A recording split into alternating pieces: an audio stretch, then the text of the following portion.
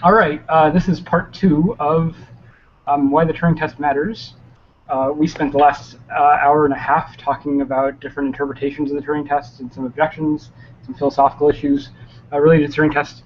And I think that's good. I mean, it's long conversation, but I think it's good because these are difficult questions, and I think they deserve some careful attention. And there's been a lot of discussion, and I don't think the discussion has been as careful as it should be. We left off on a debate over behaviorism and empiricism and whether the Turing test was a behaviorist test. I've been, I think the standard interpretation, but also in my interpretation, I've been defending it as a behaviorist test, but Jon is skeptical that the label applies.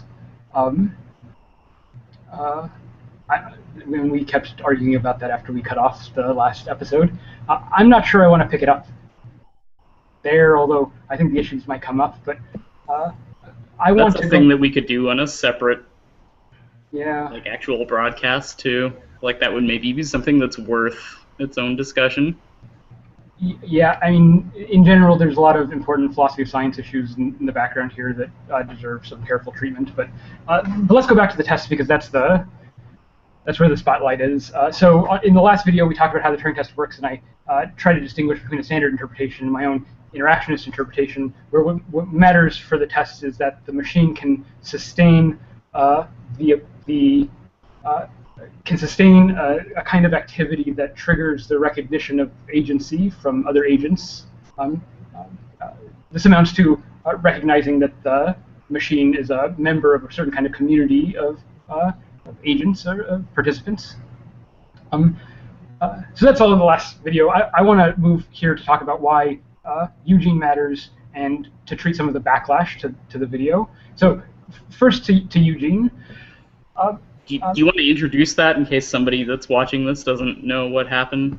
Yeah, so Eugene, Eugene is the bot who recently passed the Turing test. Warwick had a little publicity stunt where he had 30 judges evaluate, had some conversations with Eugene. I think 300 conversations were had, and 5-minute conversations with these 30 judges. And at the end of each conversation, the judge was supposed to determine whether or not the person that it was interacting with was a human being or a machine.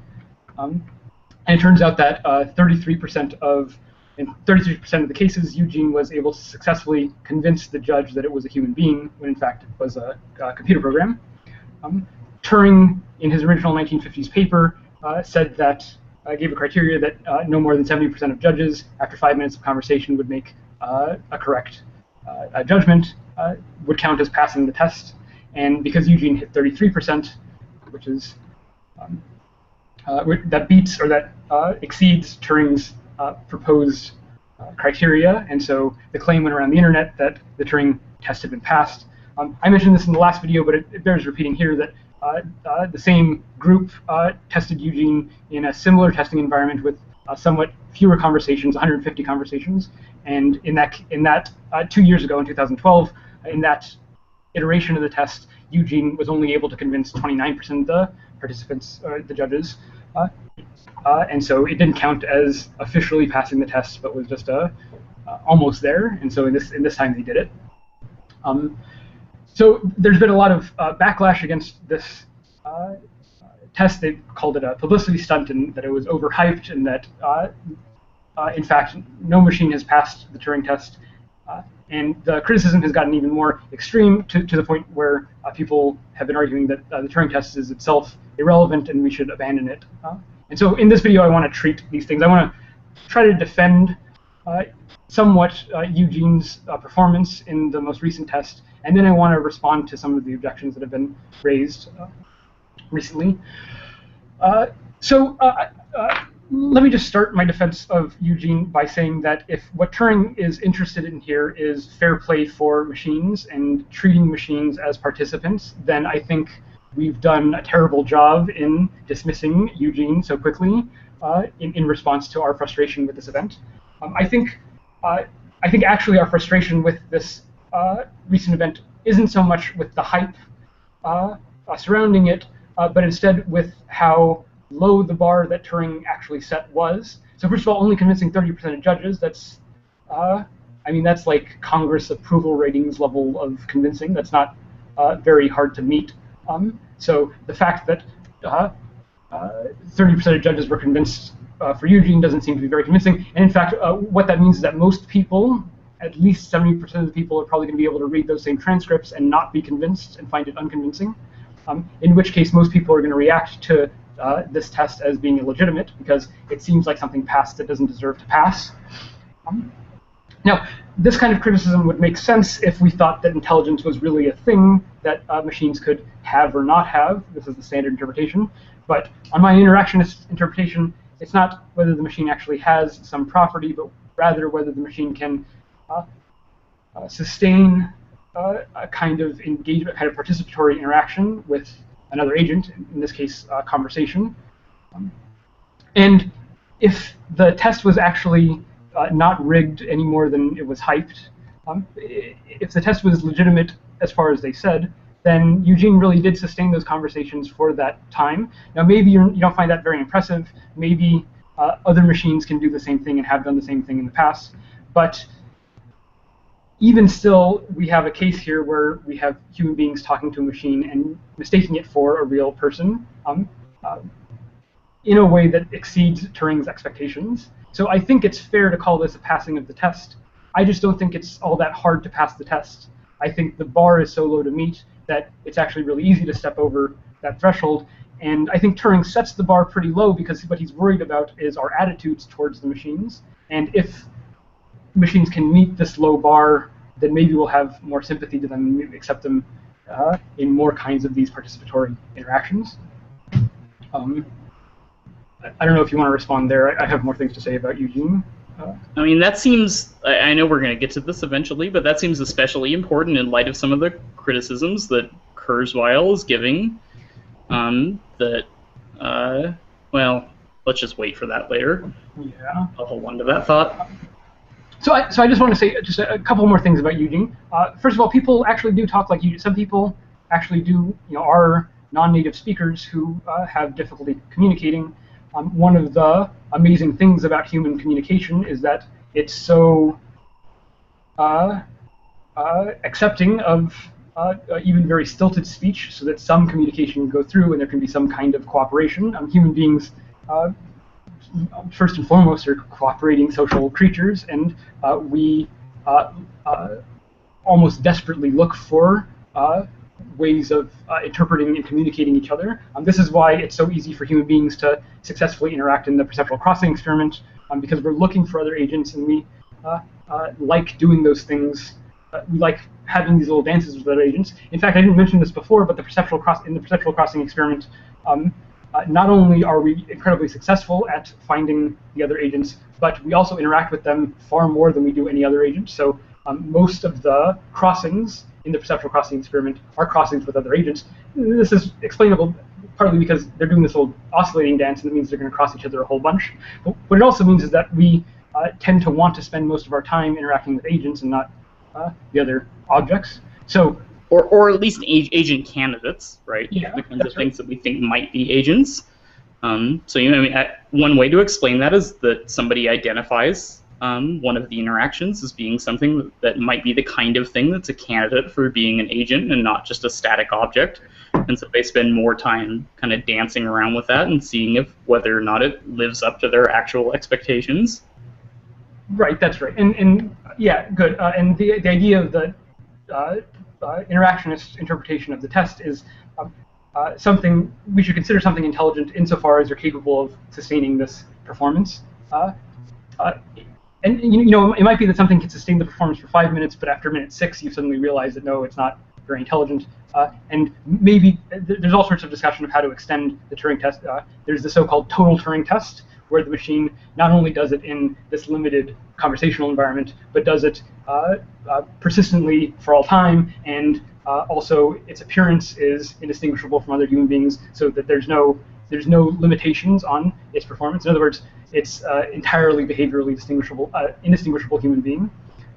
And the idea is that only that would really pass the Turing test. So I find all of these kinds of objections frustrating because they rest on an assumption that there's some limited criteria for intelligence and only certain things meet that definition.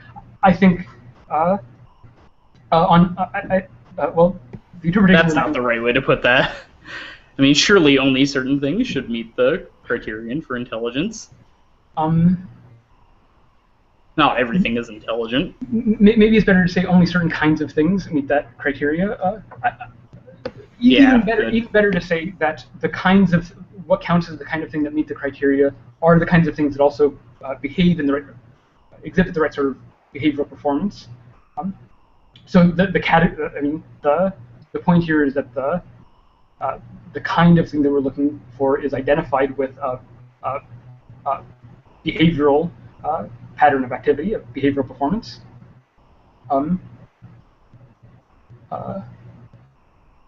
I forget where I was, John. Well, so it's not an individualized thing. It's a question of kinds. It's a question of whether or not the particular thing that you're bringing into the test falls into some sort of class. One of the things that we brought up during the break when we were talking is that the classes on the interpretation, on the interactionist interpretation that you're pushing, aren't static, but that they're relationally defined, right? So they're partially a function of what the specifics of what the attributes of the members of those classes are. So like the sort of naive behaviorist, the 1950s behaviorist interpretation is going to be that the classes, we have like some sort of really particular, well-defined, static criterion that something needs to meet in order for it to be intelligent, and if it makes it through this hoop, if it makes that jump, then it just counts as intelligent and has nothing to do with the hoop doesn't move in virtue of anything that jumps through it, or as a function of any of those social criteria in which it's embedded. But that's not right. That's not the kind of view that the interactionist thing is endorsing. Yeah, and I also think it's pretty clear that that's not the kind of view that Turing is endorsing. And so I don't really care about the label behaviorism, but I want to defend Turing's test as still being relevant here. And yeah, so okay. So let me go back to the slideshow. That'll keep me on track. So we're talking about Eugene. So some people do talk like Eugene. Another reason why I want to defend the recent instance of the Turing test, past examples. So I want to accept Warwick's demonstration as a passing of the Turing test. I don't think that's very hard. But in general language use is very hard. So playing these kinds of tricks where Eugene is a non-native speaker is one way to pass this. And what this should highlight is how is not how intelligent the machine is, but how flexible our standards for community membership are. We're eager to extend the boundaries of our community membership to include things that are at least making a fair shot at participating along with us. And that's what Eugene is doing. Eugene is trying to chat. Cleverbot is trying to chat, and you can sustain a conversation for a reasonable amount of time because it's sort of earnestly chatting with you. As demonstrated by its performance.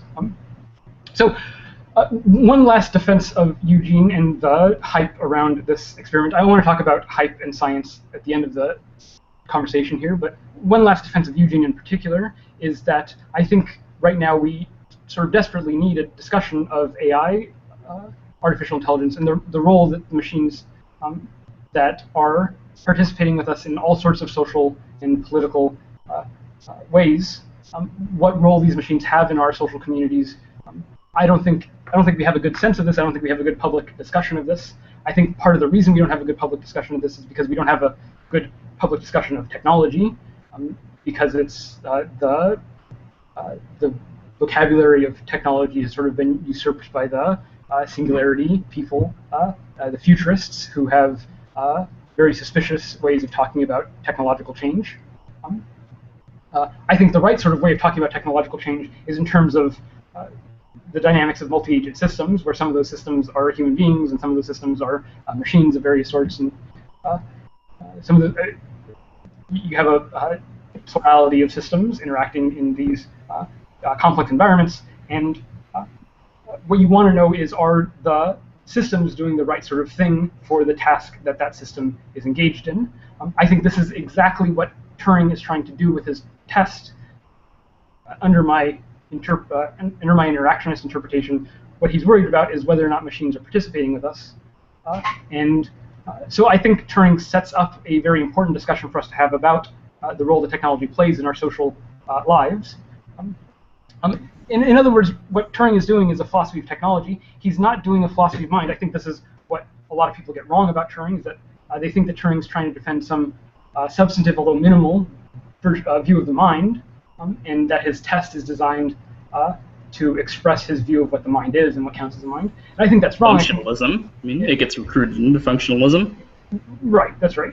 And I think this is the wrong lesson to take, especially given how vocal Turing is, even in the paper, about how much he thinks the question of whether machines can think is meaningless. I think he's very explicitly not interested in what the mind is. I think instead he's interested in what our attitudes towards machines are.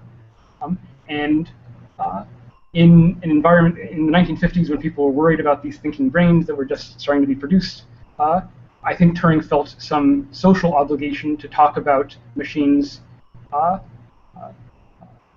in a way that encourages us to integrate them into our activities, into our social activities.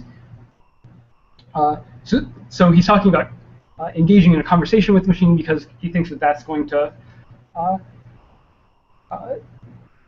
if we can build such a machine, we will have a huge disposition to take it as a social actor, as a member of our social communities, simply because language has such a powerful influence on how we socialize.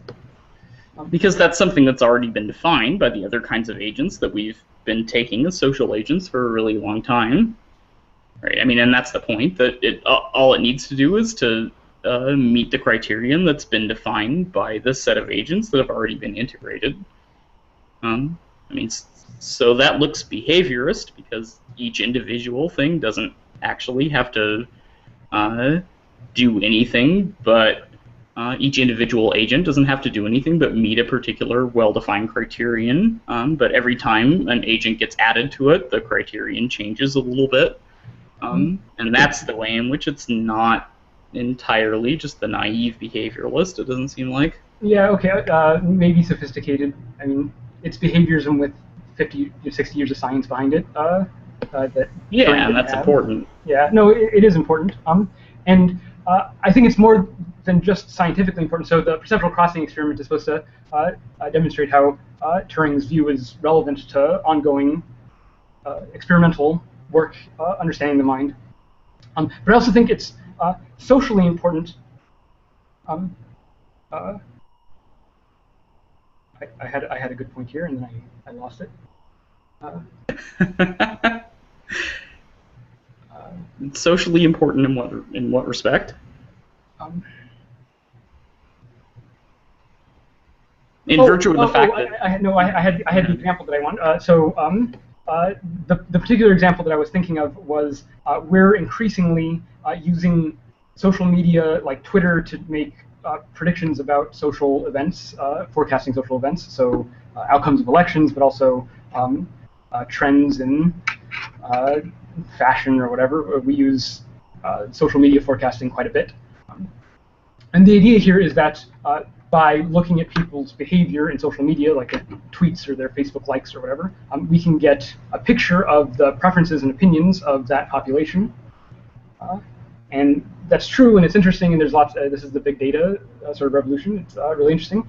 It's also true that these social networks are populated by bots, and those bots have an influence on the dynamics of the opinions that are expressed on those tweets. And in fact, we're generally pretty bad at spotting the bots. The bots are pretty good at infiltrating our communities online, to the point that no one recognizes them. So if you have a Twitter account and a decent number of followers, chances are very high that some of your followers are bots, and it might even be the case that some of your some of the people that you interact with are bots without even knowing it. There's a paper recently where they successfully infiltrated a couple of bots in communities, and what they were testing were what features of these bots make them more successful. Turns out that if you're a female if you're posing as a female, if you're presenting as a gendered female, it's much easier for you to infiltrate computer programmer Twitter circles and get people to respond to you and engage with you actively.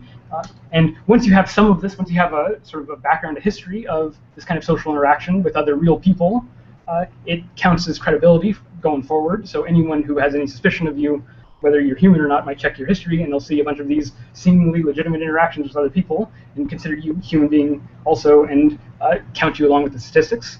What this means is that we're in a situation where our tools for surveying the opinion space of human population includes inadvertently a bunch of machines who are acting as if they're human, and it's difficult for us to sort these out, and in fact we just include them alongside us. So in other words, our human communities, what we take as human communities, include already machine participants as among their membership. And they're shaping that definition, right? What's counting as a member of the human community is being shaped by the definition, or by the participation of a bunch of machine constituents. And that's one of the ways in which this is different from just the regular old behaviorist line, is that the like the goalposts, right? The goalposts might be moving, but they're moving in response to the community standards. And so they might be moved by whether or not we're willing to include some particular machine in our community of participants. That's right. And I want to see even more generally, well, this is another behaviorist point, though. There's no criteria in the absolute sense about whether something counts as a member of these communities. It might be that that infiltrated bot has only convinced a very few number of the Twitter followers that it's a human being, but most of them can tell very easily that it's a bot.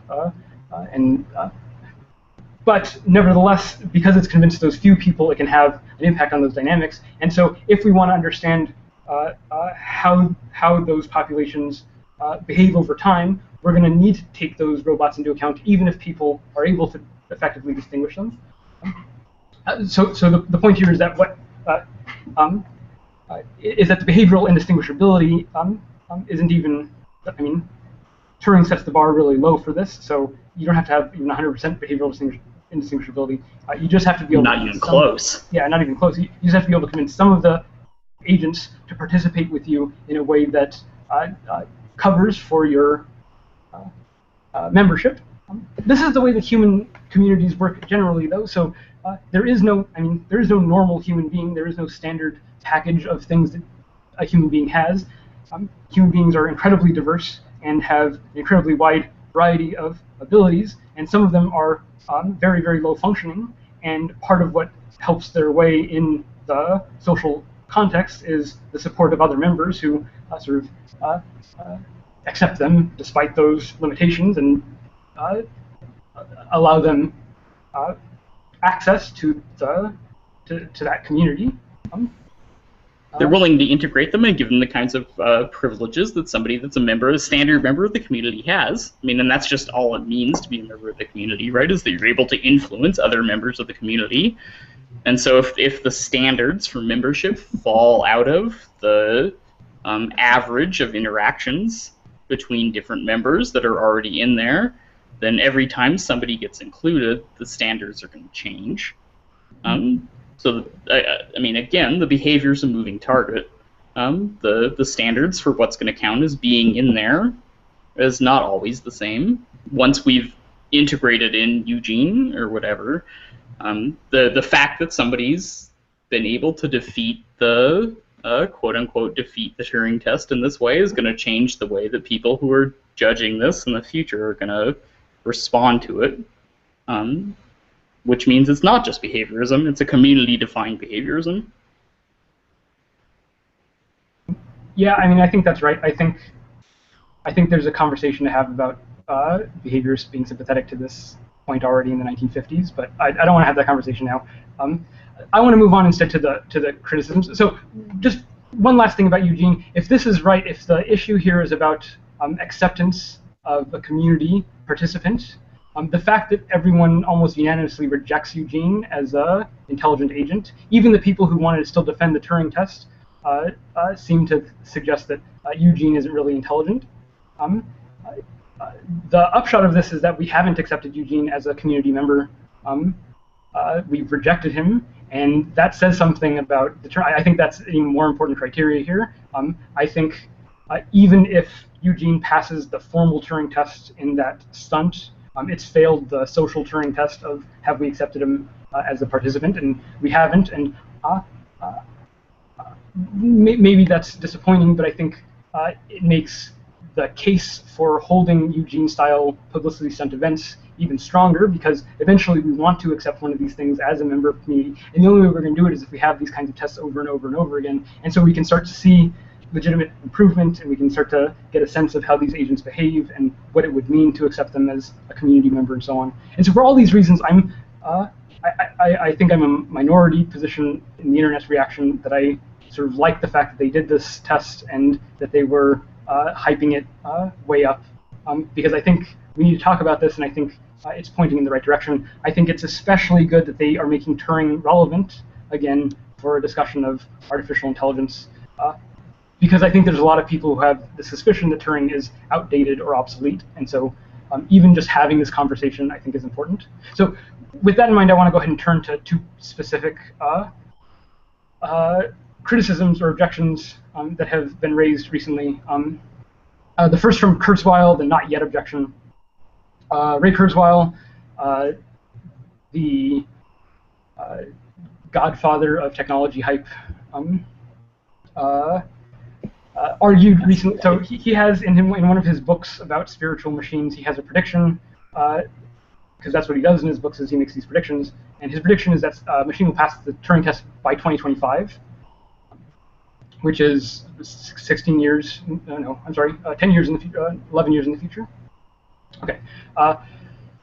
So Kurzweil's response to the Eugene hype was first to be disappointed in Warwick for engaging in this kind of hype and making overstatements about whether something passes the test, and then to explain why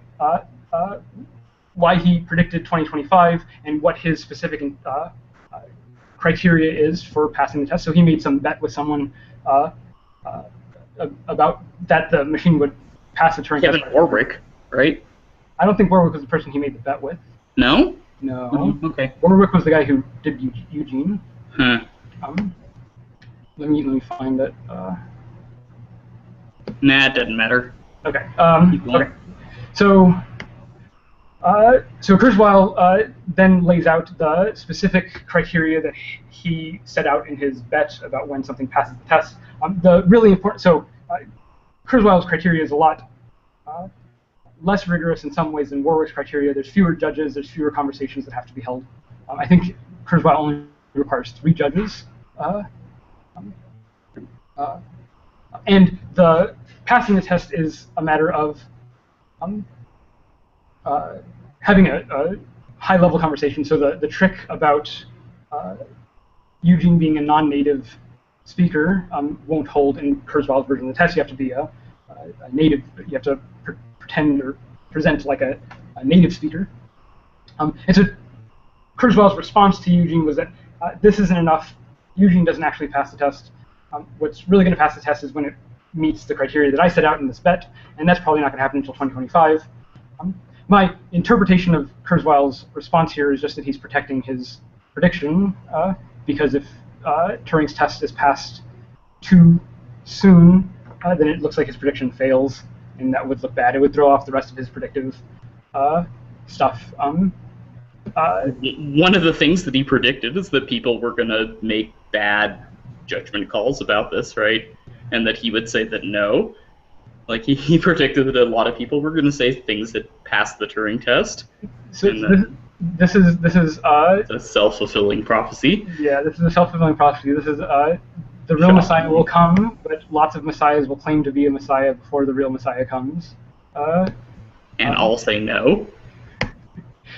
Okay, so I don't think Kurzweil's objection is very interesting, but I think it's important to point out that the standard interpretation of the test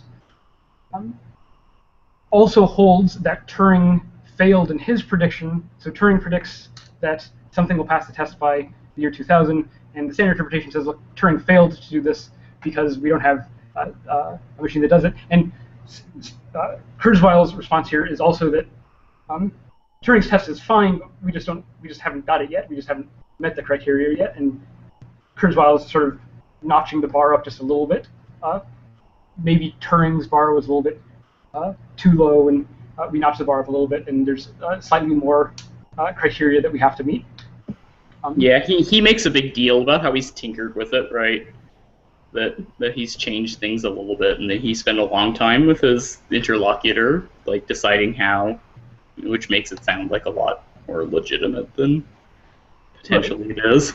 Right. Yeah. So the bar is a little bit higher, and so if it meets Kurzweil's bar, then it's a little bit more legitimate than what Eugene did. So the reason I just want to respond to Kurzweil here is because to contrast with my own interpretation, where my interpretation is that it's really easy to pass the test, and machines probably have done it before, and this is as official of a test as any other, so we might as well accept this as the official cutoff.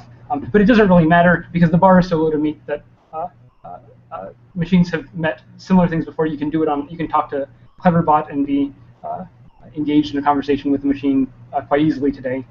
But more so than that, we have machines all over the place that we interact with without a second thought in these highly complex social ways. I was guessing the other day that the Google search bar is probably my third highest interlocutor behind you and Becca. Jon, I probably talked to Google search bar and have a kind of conversation with it in my editing and revising search terms and so on, in its responses to me and so on. It's not a conversation that I have with another language user, but it's a kind of linguistic interaction that I have with the machine that engages with me seriously for extended periods of time. I think it's quite common today to have these these kinds of sustained participatory social interactions with machines. And so I want to just emphasize that in contrast to Kurzweil's not yet response. I don't know if you have anything else to say about Kurzweil, Jon. No, that seems right. I mean, yeah, no. I'm just gonna not digress. That's what happened last time. Okay, so the second objection that I want to deal with is Massimo Pigalucci recently wrote an article called "Why the Turing Test Doesn't Matter." Let me pull this up here. So he says why the Turing test doesn't matter, and he, in the course of this, compares the Turing test to, he compares Turing to Ptolemy. For those who don't know, by the way, Massimo is a philosopher of science at the City University of New York who has a background in biology and genetics. And so is a really scientifically sophisticated philosopher of science. He's a scientifically sophisticated philosopher of science who also has spent a lot of time arguing publicly about the demarcation problem, which is distinguishing between science and pseudoscience, between science that we should take seriously as legitimate science and science that we shouldn't as nonsense or something that's irrational. So I think in light of that, it's really important that Massimo says explicitly that we need to retire the Turing test as being obsolete. He doesn't blame Turing personally. He says it might have seemed like a good idea at the time to have something like the Turing test, but Ptolemy's view, the geocentric view of the universe, also probably seemed good at the time, and we don't accept it anymore today because we realize today that it's an obsolete view.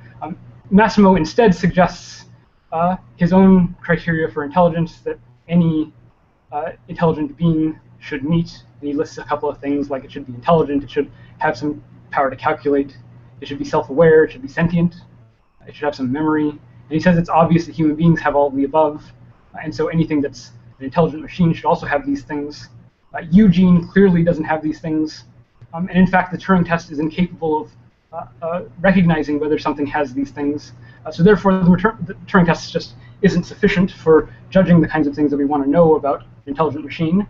So Massimo concludes that we should abandon the Turing test. It's obsolete science. It's like Ptolemaic astronomy. So I think this is irresponsible to the point of almost offensive. I think, first of all, that Turing's views here aren't obsolete or archaic, but are deeply influential in how contemporary cognitive science and philosophy of mind understands the mind. In particular, we talked in the last section about the intentional stance, Dennett's intentional stance, which is basically just a formal characterization of Turing's test. And the intentional stance has a large role to play in the way that psychology understands the mind. Today, yes, we've revised our positions since Turing, but that doesn't mean we've thrown them out as an obsolete paradigm. We've just made it more sophisticated, and we've elaborated the theory, but the theory is still the same theory. The better example would be something like Darwin's view of evolution to the modern synthesis. Obviously, Darwin got some things wrong. Obviously, he didn't have the complete picture of the complete science, but he's not Ptolemy to modern genetics. He's the founder of he's the father of the field. And same thing with Turing here. Turing's work has influenced a lot of people to understand the mind in this interpretive, participatory, interactionist way. The interactionist paradigm is popular paradigm in psychology. This isn't obsolete science. This is the groundwork for modern science. So I think dismissing it as Ptolemaic is silly. I think, moreover, that Massimo's response of just listing a bunch of things that we expect any intelligent machine to have is completely insensitive to the argument that Turing gives for his position, namely that if we want a machine to have any of those things, the only way that we can assess whether it actually does have those things is by assessing its behavior in something like the Turing test. So Turing has very strong reasons for rejecting the view that Massimo is presenting, and Massimo does almost none of the work to argue that we should reject Turing's arguments and accept his position. He just says that it's obvious that human beings work like this, and it's obvious that Turing doesn't test for these things, so it's obvious that we should get rid of it. It's also weird that he doesn't operationalize most of the criteria that he gives. Like, he doesn't say anything about what kind of test something would need to pass. Seriously, John, the more that I've watched Massimo, especially as a public defender of science, the amount of intuitive nonsense that he just spills out is it's really surprising, and he's gonna crash hard. Like, someone's gonna call him out on this. Stop being an asshole on air. I don't want to be an asshole. I want him to do good science. I want him to do good philosophy. And instead, what he's doing is reiterating these intuitive, naive scientific views. His discussion of the mind here is entirely folk psychological. It's a naive theory of the mind. It's not informed at all by contemporary cognitive science. In fact, if it was informed by contemporary cognitive science, then he wouldn't have made the argument he does, because cognitive science understands how hard these questions are and how important Turing's contribution is to the way that we study these things. I mean, it's just weird, because a lot of the stuff that he's doing has been influenced really heavily by Dennett, and Dennett has had a lot to say about this stuff, that it's really difficult to operationalize a lot of the things that you're talking about, and so maybe that's a good reason to think that some of the things that are intuitive concepts for our folk psychological concepts of the mind are not good things to think about. They're things that maybe should be jettisoned. Yeah. Yeah. I could probably argue more against Massimo. Yeah, that's a whole other thing. I know I can. But his response is the not even response that we shouldn't take the Turing test seriously anymore. And I hope if nothing else productive comes to this conversation, that the interpretation of Turing that I've provided at least shows why it's relevant to keep thinking about Turing, that Turing has a place in this conversation, and that we shouldn't dismiss him so easily. Okay, last topic conversation. I just want to talk a little bit about science stunts and the role that hype plays in motivating science and motivating public discussions of science. I think most of the backlash against a large part of the backlash against these results have to do with frustration about the nature of Turing's test and misunderstandings of Turing's test. But the rest of it just has to do with the fact that it was a hype thing at all, and anything that gains a lot of attention and attraction is going to get some degree of backlash. And the backlash took the form. There's a couple of different stages of this backlash, some of which are perfectly appropriate and fine, and some of which deserve backlash of its own. The thing that's appropriate and fine is to call out extreme and surprising claims, like a machine has passed the Turing test, and to try to rein those claims in and try to give them a careful analysis to see what actually happened. This is a matter of don't merely believe the hype, but you figure out what's actually going on. So that's correct. We shouldn't believe hype just because it's attractive, just because it grabs our attention, because not everything that grabs our attention is true. But this isn't an argument against hype in itself. It's just an argument to be careful about what you believe. The reason that the hype was given was to attract people's attention to the issue itself, and I think it's a good thing that attention was attracted, because I think these are conversations that we need to have. So in that sense, the hype was appropriate. It got people talking. It got people paying attention. Maybe that requires exaggerated claims, but as long as those claims are within the bounds of reason, and as long as it's possible to rein in those claims through a reasonable discussion, a reasonable open public discussion, then I think hype is fine. I mean, by the letter, this really did pass the test, right? I mean, that's not the important discussion to have, though. Like, the important discussions, like the really interesting objections that have come from people, have been whether or not the Turing test is still relevant to the kinds of interpretations of artificial intelligence that we're still willing to countenance today. Yeah, go ahead. Right. So this is the more extreme backlash to the hype. Is not just that the claims being made deserve scrutiny, but that the motivation for the claims is itself illegitimate or unwarranted. So Massimo's view here is that even if we get something that passes the Turing test in a legitimate sense, so let's say that this one doesn't count, but some future version of the test does meet even more strict criteria, and we all accept it as a passing of the test, even then we don't have anything that matters. And this backlash, in Massimo's voice, takes the form of a backlash of Turing and Turing's legitimacy in the scientific discourse today. On Massimo's criticism, Turing should be treated as an obsolete scientist. And that deserves backlash. I've already talked about this, though.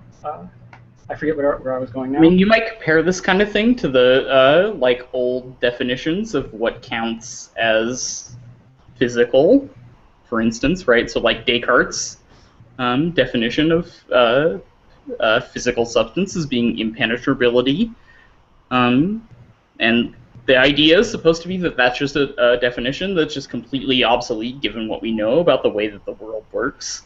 And the pushback is supposed to be that, no, that's just a bad way of thinking about the way that the definition was being articulated. So it's not that it's something that's been rendered obsolete by the science that we've gotten to, which is what Massimo wants to say, that it's something that's not this definition of intelligence. The Turing test definition of intelligence is obsolete by science. That's just not the case. It's a bad interpretation of Turing in general. Right, so, I mean, I think the best way to end this maybe would be to give a little bit of a summary. Of the interpretations? Yeah. Yeah. What's the original? What's this one, and why is this one better? Let me say one more thing. Let me say one more thing about the hype.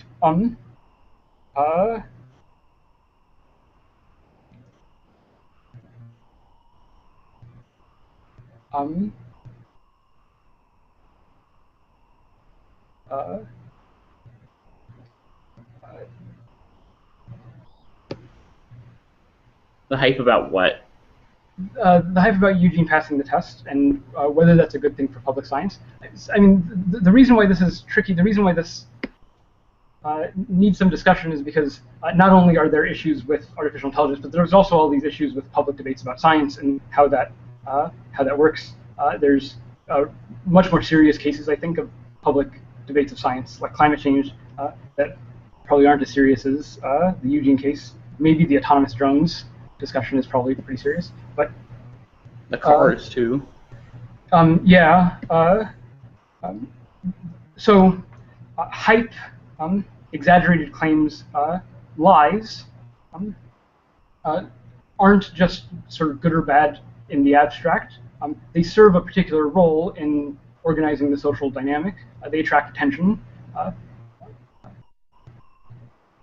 The Eugene publicity stunt, even if it wasn't a genuine passing of the test, was successful in that it attracted attention to this event. And that's a good thing for science because this is the kind of thing that we need to talk about, and we need to talk about it publicly because what matters here is not just what is true and what is false, but also what our attitudes about these things are.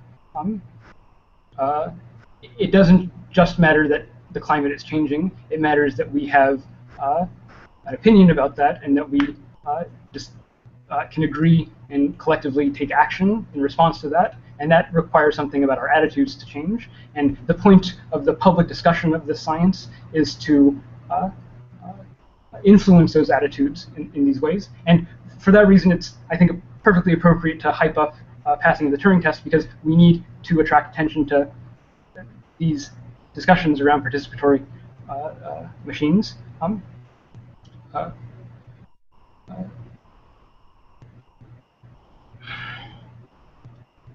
I have a. Yeah, we can edit shit. Yeah.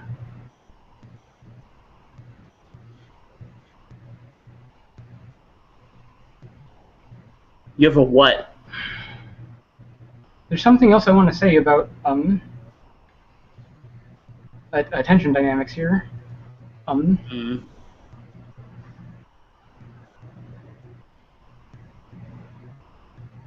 mean, part of the interesting thing about this interpretation is that it has to do with how people are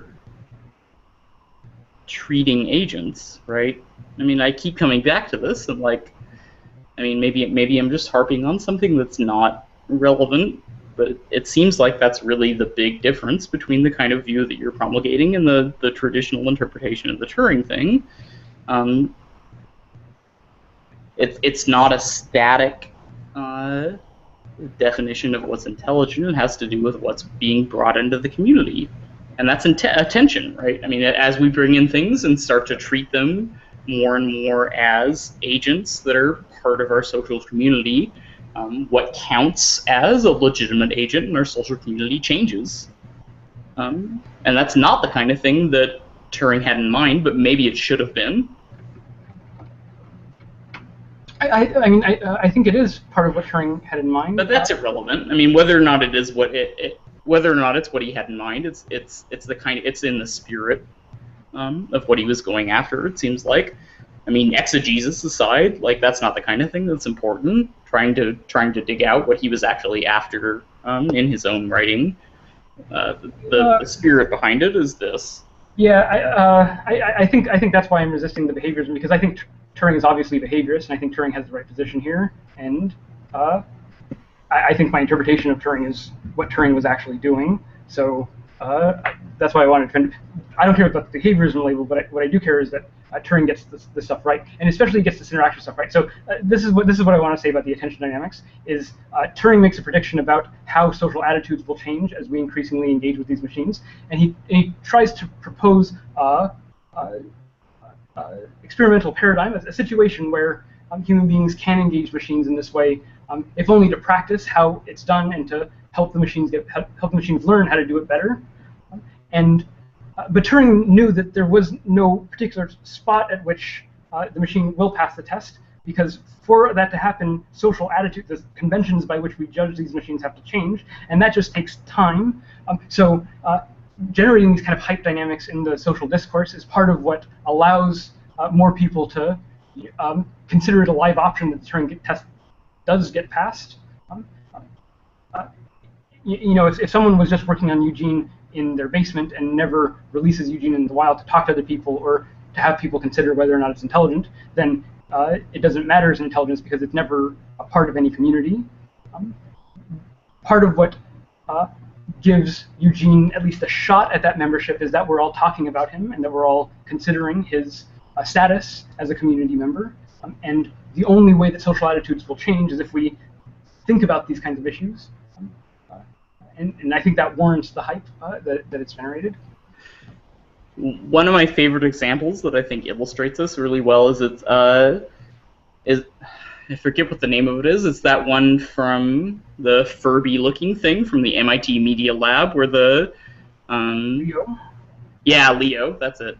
Where the BBC reporter comes in and does the story on it, and looks at it and interacts with it for a while and is like, I know exactly what the substrate of this is. Like, I know it's just interacting to the tone of my voice, and that's the reason that it seems like it comes across as a social agent, but it doesn't matter because I'm hooked. Right. This is something that that maybe we can link to in the final cut of this. The fact that I don't care so much about what the substrate is, it's just that I have no choice but to bring it into the social milieu. That's the relevant part, it seems like, and that's what Turing's really after. It's not whether or not it behaves in a certain way, it's whether or not it's able to hook you in. And what's going to count as the right way to hook you in is going to change in virtue of the behaviors of the sorts of things that you're associating with. And so that's the sense in which it's a behaviorist sort of thing.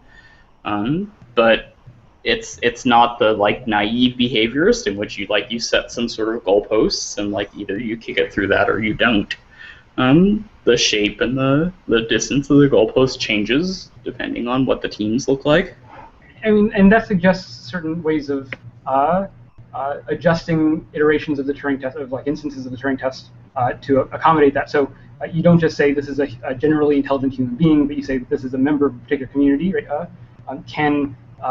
Can this machine convince other punks that it's a punk? Or can this machine convince other gay men on Grindr that it's looking for a hot date?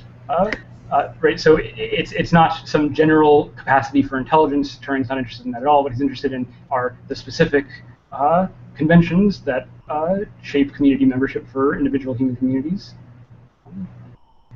And the original idea is that there's some sort of broad set of criteria that are supposed to shape the membership in any kind of linguistic community, but the more and more this develops, the more that seems outdated.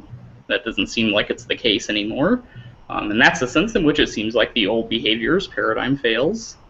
There isn't one anymore. There's community membership, linguistic being able to talk like anything doesn't make any sense anymore, in the same way that intelligence, simpliciter, doesn't make any sense anymore. It's meaningless. One maybe good example of this, just thinking about actual social intelligent machines, we're very close to a point where I can communicate pretty fluidly with someone speaking a different language through machine translation. But the machine translation is still a little bit awkward and is going to get some grammatical things wrong and going to get some vocabulary things wrong. And I'm going to have to learn that sometimes interacting with another human agent is just going to have to accommodate that kind of machine translation stuff. But that's the exact same. One way of thinking about this is not only are we bringing the standards of the intelligent machines up, but we're also bringing the standards of what counts as a human being down. And eventually they're going to meet somewhere in the middle where the dances that we have with them are so fluid that it doesn't matter. The clearest example of this is, maybe it's an American example, but the clearest example is the highways. Right now we're used to an environment where all the drivers on the road are human beings, but we're increasingly having an environment where at least some of those drivers are machines. Maybe right now those machines are very easy to distinguish from human beings because they act in this very awkward, stilted way, but eventually it's going to get to the point where not only can I not tell the difference, but it doesn't really matter because I've adopted conventions for driving on the road that are not sensitive to those distinctions in the first place. So drivers are also, so now that we have a plurality of drivers, there's no standardization among the drivers. The drivers have all sorts of different characters. I don't know. I think that I don't know that I need to. Should I still restate the? No, I think that's good. Yeah. The driver example is. Yeah, I like that. We have someone in the hangout now. I don't know if that person wants to ask a question or engage us at all. See if we're people. Nope. Okay. I think that's good. I think we've said everything. Yeah, there's lots more to say, but yeah, I think that's it. I think these videos need to be edited. Yeah. Okay. All right. Thanks, David, for stopping by. Thanks, John. Yep.